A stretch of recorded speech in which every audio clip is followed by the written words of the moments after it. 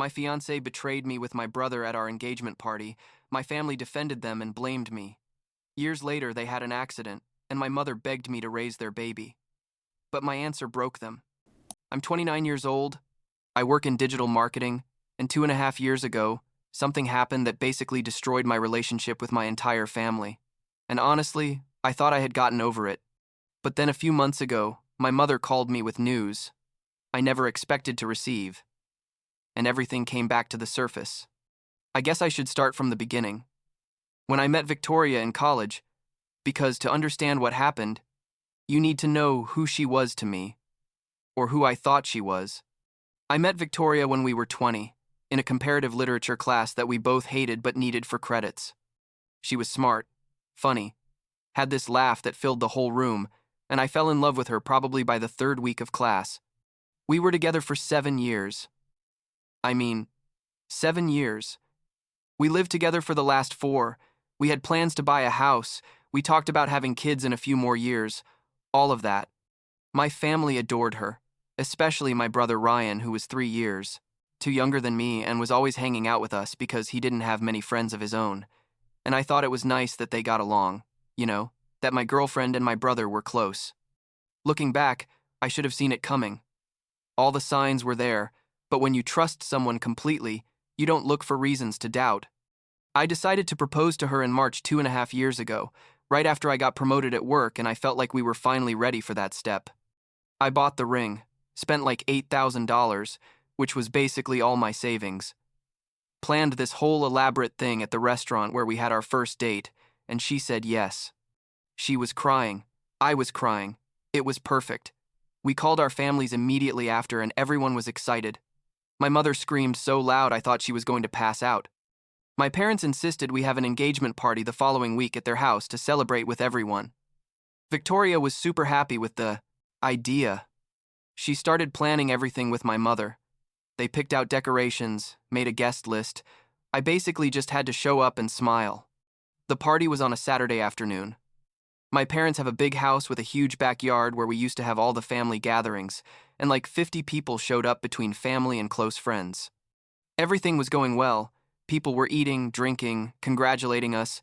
Victoria looked beautiful in a blue dress she had bought, especially for the occasion, and I felt like the luckiest man in the world. Like 4 hours after the party started, I noticed Victoria wasn't in the backyard with everyone else. And I didn't see Ryan anywhere either. Which was weird because Ryan was always at the center of parties. He was that kind of extroverted person who needs constant attention.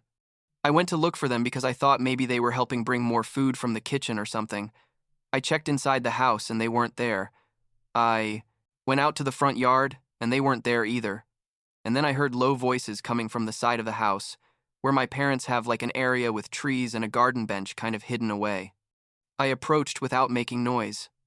I don't know why. Something in my stomach felt weird. And when I turned the corner, I saw them. Victoria and Ryan were kissing. And it wasn't a kiss on the cheek or something you could misinterpret. It was one of those intense kisses. He had his hands on her waist and she had her fingers tangled in his hair, and I just stood there frozen for like 5 full seconds, just watching them before my brain processed what I was seeing. I think I made some noise because they separated abruptly and saw me standing there, and the expression on their faces, God, I'll never forget those expressions. Ryan went white, literally all the color drained from his face, and Victoria covered her mouth with her hands but didn't say anything. I felt like someone had kicked me in the chest and I couldn't breathe right, and all I could do was turn around and walk back to the backyard. I walked past all the people who were still celebrating with no idea what had just happened, grabbed my keys, and left. I just got in my car and drove. I don't even know where. I just drove for like 2 hours until I ended up in a supermarket parking lot crying like an idiot in my car. Victoria called me like 20 times that night, but I didn't answer. Ryan sent me like 15 messages saying we needed to talk, that he could explain, and I blocked both of them. My parents called asking what had happened because Victoria had told them we had a fight, and I left, and I told them to ask her and Ryan what really happened and hung up. I went to my best friend Kevin's house and slept on his couch that night because I didn't want to go to the apartment I shared with Victoria. Not yet. The next day, I had to go back to the apartment eventually because I needed clothes and my stuff for work, and Victoria was there waiting for me. She told me we needed to talk, that what I saw wasn't what I thought. But then when I asked her directly if she had been kissing my brother, she stayed quiet for a long moment and said yes. She started crying and telling me she didn't know how it had happened, that Ryan and she had been talking a lot lately and she had realized she had feelings for him, real feelings, and that she was so sorry but she couldn't marry me feeling this way. I just laughed. I mean, it was a bitter and horrible laugh, but I laughed because it was so absurd that my brain didn't know how to process the situation any other way. I asked her how long it had been going on, and she said they had only kissed that one time, that they had never done anything else, but that the feelings had been there for months. Months. And I just stood there thinking about all the times the three of us had gone out together, all the movie nights, all the dinners, and I felt like a complete idiot. I told her to leave, that I never wanted to see her again, and she started crying harder and saying that I was controlling, that I had always been difficult to be with, that Ryan understood her in ways I never had. Basically, she started rewriting our entire relationship to justify what she had done, turning 7 years of what I thought was a happy relationship into something toxic that she had been enduring. It took me like a week to process everything. I stayed with Kevin and his girlfriend those days because I couldn't stand being alone. They validated me when I started doubting myself because of all the things Victoria had said. My other friends were also super supportive when they found out. Like everyone sent me messages saying Victoria and Ryan were assholes and that I didn't deserve that. But my family, oh God, my family was a completely different story. My parents called me like 4 days later and asked me to come to their house to talk. I thought they were going to be on my side, that they were going to be furious with Ryan and we were going to talk about how to handle the situation. But when I arrived, I immediately realized it wasn't going to be like that. Ryan was there, sitting on the living room couch with my parents, and all three of them looked at me with these serious faces when I walked in. My father told me to sit down so we could all talk like adults, and I already felt that knot in my stomach that tells you something bad is going to happen. My mother started by saying they understood I was hurt, but that I needed to see things from another perspective. That Ryan and Victoria hadn't planned for it to happen. That sometimes things just happen and people can't control their feelings. My father added that I had always been a bit difficult, a bit emotionally closed off, and that maybe Victoria had needed something I wasn't giving her. Ryan wasn't saying anything, just looking at me with those sad puppy eyes, and I felt like I was in an alternate dimension where betrayal was something I should forgive, because apparently it was my fault for not being enough. I asked them if they were serious, if they were really on Ryan's side after what he had done, and my mother said it wasn't about taking sides, that we were family, and families support each other through difficulties. I told her that he literally destroyed my 7-year relationship on my engagement party day, and my father said I was being dramatic, that these things happened, and that eventually I would get over it.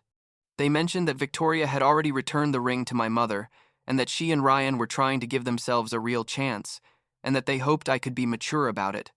I left that house and cut contact with all of them that same night. I blocked my parents, I blocked Ryan, I blocked some aunts and uncles and cousins who I started sending me messages saying I was overreacting. I started looking for a new apartment immediately because I couldn't keep staying with Kevin indefinitely. I found a small studio on the other side of town and moved in 2 weeks. Victoria's parents contacted me at some point to apologize for what their daughter had done, which was weird but appreciated.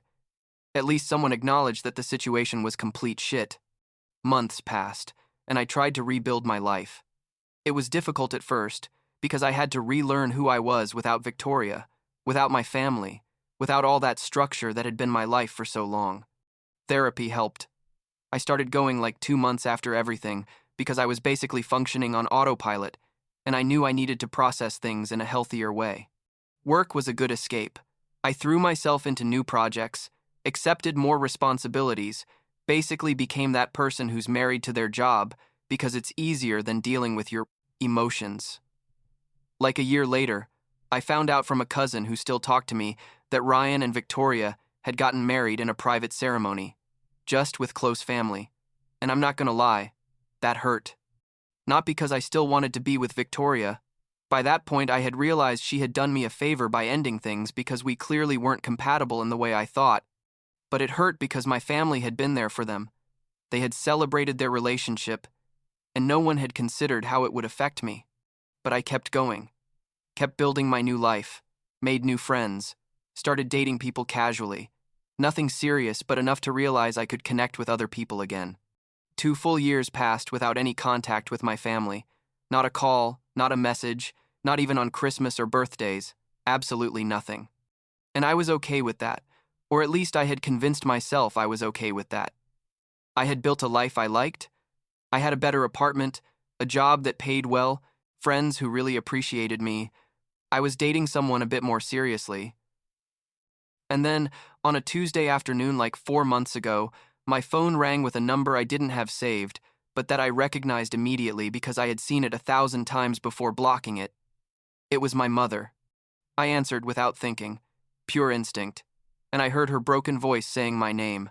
She told me something terrible had happened, that Ryan and Victoria had been in a car accident 2 days before, that a truck had run a red light and hit them directly on the driver's side, that both were in a coma in the hospital and the doctors didn't know if they were going to wake up. I stayed silent, processing the information. I felt like a weird mix of shock and numbness, because on one hand they were people who had been important in my life at some point, but on the other hand it had been 2 years of knowing nothing about them. I asked her why she was calling me, what she expected me to do with that information, and she started crying and telling me I needed to come back, that the family needed to be together in times like these, that Ryan was my brother, and that despite everything that had happened, I should be there. I told her I was sorry for them, that I hoped Ryan and Victoria would recover, but that I wasn't going to go to the hospital, that I had made my decision 2 years ago to not be part of their lives, and that hadn't changed. She kept insisting. My father took the phone at some point and told me I was being selfish, that they needed my support, and I just hung up. I thought that would be it, that they would leave me alone after that, but 2 days later my mother called me again. This time her voice sounded different. Desperate, but also like she was trying to manipulate me, and she told me something I didn't expect at all. She told me that Ryan and Victoria had a baby, a boy about 2 months old who had been in the back seat during the accident, but was fine. Without a scratch thanks to the car seat. Victoria's parents were taking care of him temporarily, but they were elderly and couldn't do it long term, especially if Ryan and Victoria didn't wake up soon, and my mother asked me if I would consider helping take care of the baby. I stayed silent for such a long moment that she asked if I was still there, and I told her if she was joking. I asked her if she expected me to raise the child of my ex-fiancé and my brother, the child that resulted from the betrayal that destroyed my life. And she said the baby was innocent in all this, that he was my nephew, that families should take care of each other. I told her no, that absolutely not, that I had no responsibility for that child and that they needed to find another solution.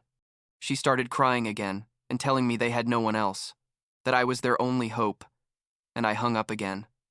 The next 2 weeks were a nightmare of calls and messages that I completely ignored.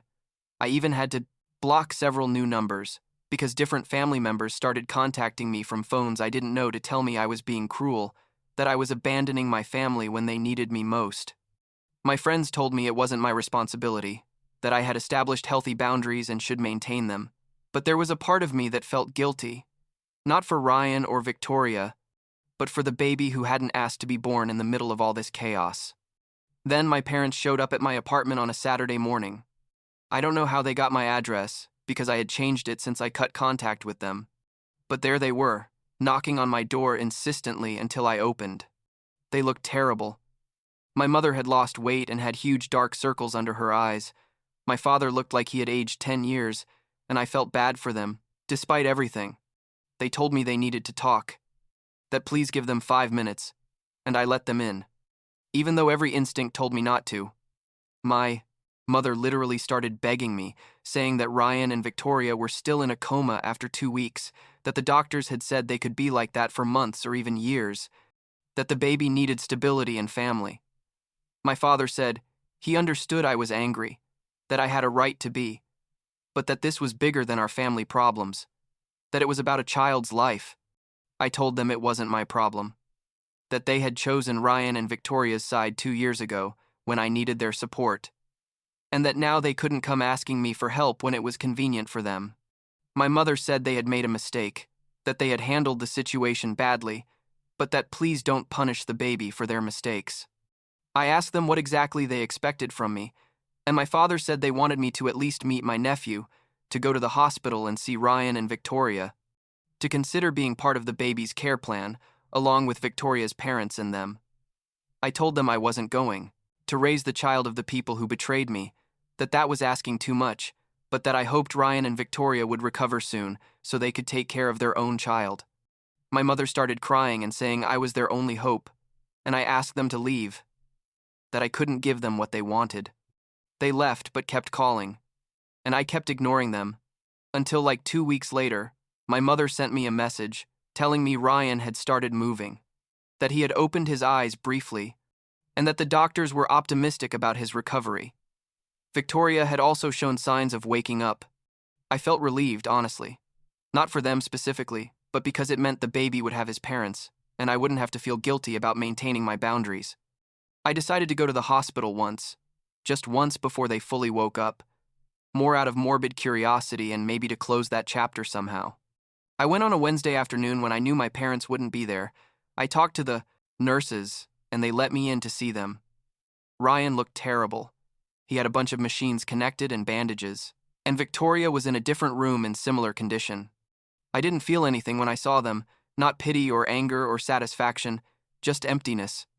A nurse asked me if I wanted to see the baby who was in the hospital nursery because Victoria's parents had brought him for a visit, and I said yes without thinking much. He was a small boy with dark hair like Ryan, asleep in Victoria's mother's arms, who recognized me and greeted me sadly. I didn't hold the baby. I just looked at him for a moment, and I realized I didn't feel any connection. He was just a child who shared DNA with people I had known. I left the hospital and didn't return. Ryan and Victoria recovered completely in the following weeks. It was a miracle, according to the doctors, considering the severity of the accident. My parents sent me a message to tell me, and I responded that I was glad for them, nothing more. Several more months passed without contact until like 3 weeks ago, I received a text message from an unknown number. It was Ryan.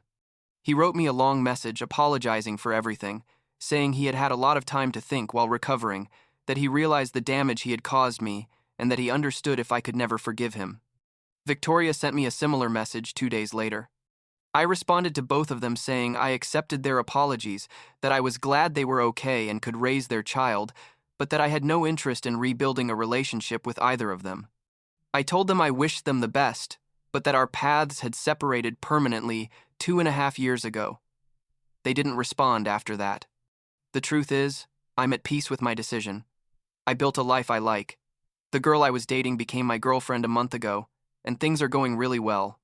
I have incredible friends who supported me when my family didn't, and I realize that the family you choose can be stronger than blood family. I don't know if I'll ever forgive Ryan and Victoria. Honestly, I don't think it's necessary for my healing, and I definitely won't forgive my parents for how they handled everything. Maybe that makes me a bad person according to some, but it's my truth, and I'm okay with it. The other day, my girlfriend asked me if I ever thought about contacting my family again, and I told her I didn't know. That maybe in a few years, but that for now I was happy with where my life was. And that's enough for now, I guess.